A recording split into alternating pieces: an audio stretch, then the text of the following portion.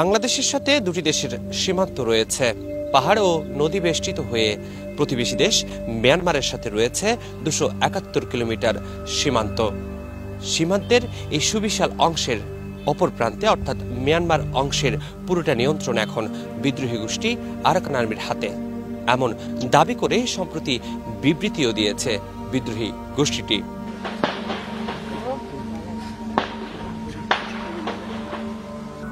সীমান্ত এলাকার নতুন করে হিসেব নিকেশ নিয়ে টিটিএন কথা বলেছে বিশেষজ্ঞদের সাথে। সীমান্ত নিরাপত্তা, কূটনীতি সহ বাস্তুচ্যুত রোহিঙ্গাদের প্রত্যাবাসন সম্ভাবনা কতটুকু তা জানতে চেয়েছি আমরা। চট্টগ্রাম বিশ্ববিদ্যালয়ের নির্বিজ্ঞানের শিক্ষক ডক্টর রহমান নাসির উদ্দিন মনে করেন, সীমান্ত ইস্যুতে এখন সবচেয়ে বড় প্রভাবটি পড়বে নাফ নদীতে, ঝুঁকিতে পড়বে বাংলাদেশি জেলেরা। পুরো সীমান্ত যখন আরাকান আর্মির নিয়ন্ত্রণে চলে যায়, তখন সীমান্তবর্তী অঞ্চল বিশেষ করে টেকনাফের মাঝি মাল্লা এবং জেলেদের জীবন এবং জীবিকার উপরে একটা গভীর দীর্ঘমেয়াদী প্রভাব পড়বে। নাফ নদীতে যে বাংলাদেশের জেলেরা মাছ শিকার করে, অনেকের জীবিকা নাফ নদীকে কেন্দ্র করে, সে নাফ নদী এখন আর বাংলাদেশের জেলেদের জন্য নিরাপদ নয়।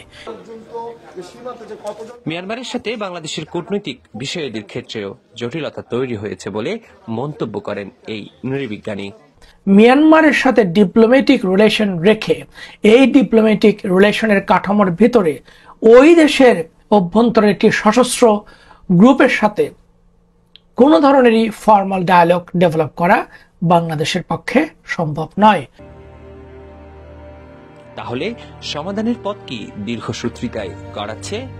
যতদিন না পর্যন্ত ন্যাশনাল ইউনিটি গভর্নমেন্টের আন্ডারে যেসব বিভিন্ন ধরনের রিজিওনাল রেজিস্ট্যান্স গ্রুপগুলো লড়াই করছে জান্তা বাহিনীর সাথে, তাদের সম্মিলিত একটা বিজয় না হচ্ছে এবং মিয়ানমারের এই জান্তা সরকারের পতন না হচ্ছে, নতুন ডেমোক্রেটিক গভর্নমেন্ট যতদিন না পর্যন্ত সরকার গঠনের দায়িত্ব নিচ্ছে, ততদিন পর্যন্ত আরাকান আর্মি মিয়ানমারের রাষ্ট্রের কাঠামোতে একটি বিদ্রোহী সশস্ত্র গোষ্ঠী। মাদক চোরাচালান তো আছেই। সাম্প্রতিক পরিস্থিতিতে নতুন করে শঙ্কা দেখা দিয়েছে রোহিঙ্গা অনুপ্রবেশের, আর সেই সুযোগকে কাজে লাগিয়ে হঠাৎ সক্রিয় হয়ে উঠেছে দালাল চক্র।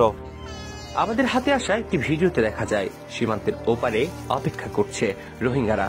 তারা সেখানে জানান দালালদের মাধ্যমে অর্থের বিনিময়ে এপারে আসতে চান।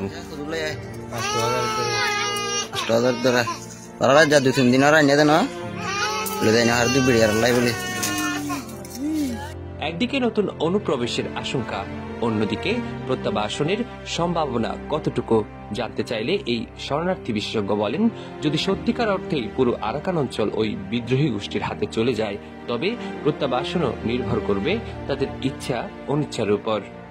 যদি ধরেই নিচ্ছি যে আমরা এই মংডু শহর, বুতিরং শহর দখল করা হয়েছে, এই দখলের ধারাবাহিকতায় অর্থাৎ কন্টিনিউটি যদি চলতে থাকে, তাহলে একসময় আমরা দেখব যে রাখাইনের রাজধানী সিতোয়ে একসময় আরাকান আর্মি দখল করে নেবে। তখন রোহিঙ্গা প্রত্যাবাসনের সম্ভাবনা আরাকান আর্মির ইচ্ছা অনিচ্ছার উপরে নির্ভরশীল হয়ে পড়বে। কিন্তু বড় সংকট তৈরি হয়েছে বাংলাদেশ রাষ্ট্রের সাথে মিয়ানমার রাষ্ট্রের মধ্যে যে ডায়ালগ করবার কথা, সে ডায়ালগের সম্ভাবনা এবং স্কোপসটাও বেশ জটিল হয়ে উঠেছে। এটার অন্যতম একটি কারণ হচ্ছে বাংলাদেশ মিয়ানমারের সাথে ডায়ালগ করবে এবং প্রত্যাবাসন প্রক্রিয়া শুরু করার চেষ্টা করবে। এই যে প্রক্রিয়া শুরু করার চেষ্টা করবে, কিসের ভিত্তিতে করবে? যেখানে পুরো রাখাইন রাজ্য আরাকানের দখলে। বিশ্লেষকদের মতে একদিকে ভারতের সাথে সম্পর্কের টানাপোড়েন, অন্যদিকে মিয়ানমার সীমান্তে চলমান অস্থিরতা। এতে করে সবচেয়ে বেশি প্রভাব পড়তে পারে বাণিজ্যিকভাবে। এতক্ষণ আপনাদের সাথে ছিলাম আমি ইফতিয়াসুর নিশান।